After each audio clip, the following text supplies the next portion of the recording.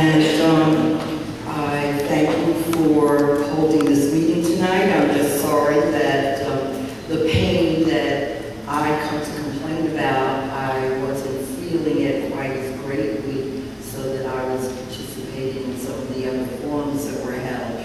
You talked about bold changes, and I want to preface what I have to say by referring back to your comments on gentrification.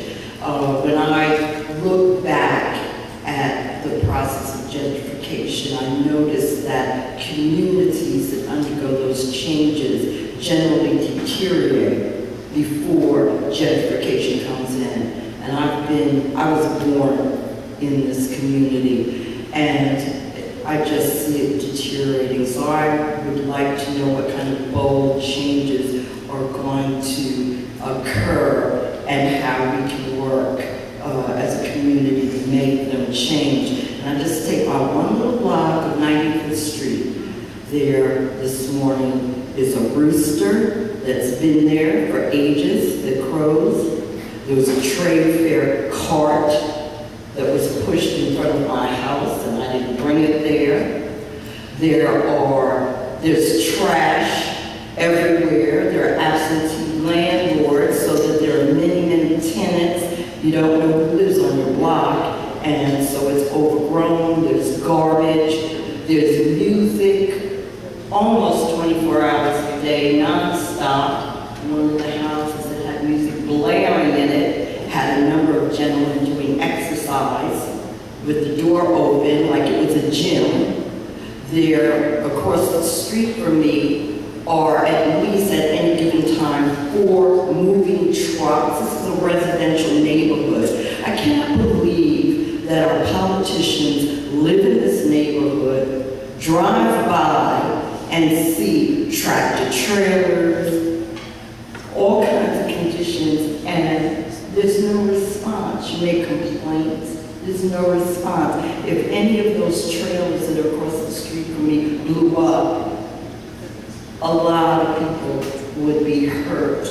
And at 4 o'clock in the morning, if you don't want to get up, you better go do something else. I don't even sleep in the front of my house because that place loads goods and ships things back and forth, and people come in vans and jump out and play music and find their employment on a residential block.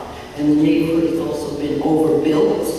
And I know that in some of the other communities, they stopped the zoning, allowing multiple dwellings to go up on one family lots. So there's a lot going on. And, you know, I'm willing to work with anybody that's willing to work for the quality of life that I should be enjoying just before retirement.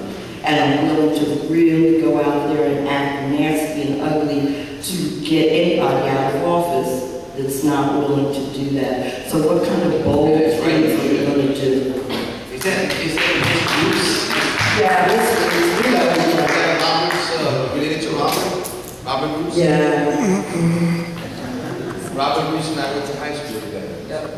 All right. Roger, I want you to make sure that you get all this from Ms. Bruce rather. Any quality of life concerns that you have, you can give me addresses of where the noise is coming from, where the roosters are, where the moving trucks are, and I promise you that we'll get on it personally.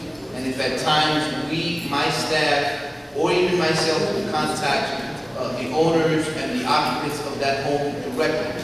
So I would ask you to work with us on that. I represent approximately 320,000 residents, so it's just physically impossible for me and even the 10 members of my staff or so to be completely on point with every single issue that occurs. So we need you to tell us what's happening, and then we'll take proactive action. And then if after you report it to us, it doesn't get better, please call us back, send me an email, send me a letter, make sure that I know. We have my Deputy Chief of Staff here, we have Paul Marin here, members of the senior staff. Please contact us. We're here to service you. With respect to rezoning, zoning, incredibly important issue, not a state issue, a city issue. There was the first rezoning that we did when I first became a member of the City Council was in 2002, 2003, where we downzoned the major portions of East Elmhurst and Corona so that there couldn't be as much development as was occurring prior. This year, there's a second rezoning that has been voted upon by the City Council, your Councilmember Julissa Ferreras, which again downzones more of Corona and East Elmhurst to prevent this kind of overdevelopment in our communities. So if there are any more overdevelopment projects that you believe are a concern, please contact me, contact your local council member directly, since she now will be dealing with the rezoning issues. Yes, sir. Good evening. My name is George Gibson, and I'm speaking as a private citizen. You mentioned that you wanted to make change, and in so doing, you removed Malcolm Smith, because as far as I gather, what you were saying is that your bills weren't coming up to the Senate. Now that you have a new leader, were you successful in getting through your tenants bill and the Sean Bell bill? Very good question. The new leader and we in the Senate will be reconferencing. As you know, in the last 3 or 4 days in the Senate, we did pass hundreds of bills. We have not as of yet passed the vacancy decontrol bill or the other tenant bills, but John Sanson has committed to me, and I'll say this publicly, that there will be a vote on those bills, that we will be voting on them shortly. Now, I want to preface this by saying the following. What we ensured in the rules changes and the commitments made to me by Senator Sampson and the rest of leadership in the Senate was that these bills would come to a vote. That doesn't mean that they're going to pass, but they will come to a vote. Now, the good thing about taking a very public vote is that if you're a tenant or you're concerned about the Sean Bill Civil Rights Bills package, and they come for a vote, you know exactly where your state senator was. Did they vote for a bill that was important to you? Or did they vote against a bill that was important to you? But if you don't have a vote, you'll never know, because there was no vote. And people can say what they want to do, but until there's an actual vote, that is when we have proof of where our representatives stand. So the short answer to that is we have not as of yet voted on those bills. I've gotten a commitment that they will be put to the floor for a vote shortly, and I look forward to working with my colleagues to making sure that those bills pass. Thank you. Thank you, sir. Hi, good evening. My name is Jackie Hoover, and I just want to reiterate some of the things that Ms. Ruth spoke about. This is not the first time I've been up here to speak about our neighborhood. I saw you here a couple of years ago, and I'm still giving the same answer of getting contact with people. I got people's cards, I called the offices. I've called Ms. Reed's office last year a number of times when things almost got volatile in my neighborhood.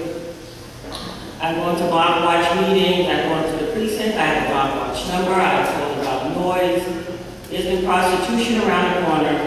Brother Ed in the Catholic Church has been threatened because he told someone he could park the truck there. There's dumping around the corner. I mean, when is something going to be done? I'm standing here 2 years later, maybe even 3 years later, after we had that big meeting about the restaurant on 94th Street, and I'm still complaining about the same thing.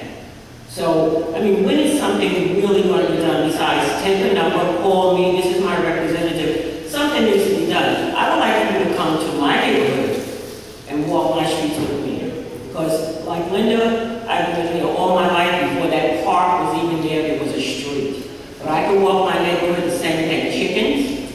I've seen whole bags of garbage down the sewer. I mean, just the graffiti, the noise is unbearable. I had to leave my own house. The noise has gotten so bad. And that's ridiculous. I mean, but nothing is being done. People that come to make the noise, they figure they can do it because they get away with it. One person told me that her friend told her at the precinct she could play music up until 11 o'clock at night. I can't have a conversation on my porch with anyone because the music is so loud. Okay. So where do I turn to and who represents me? Ms. Hoover, I want to say thank you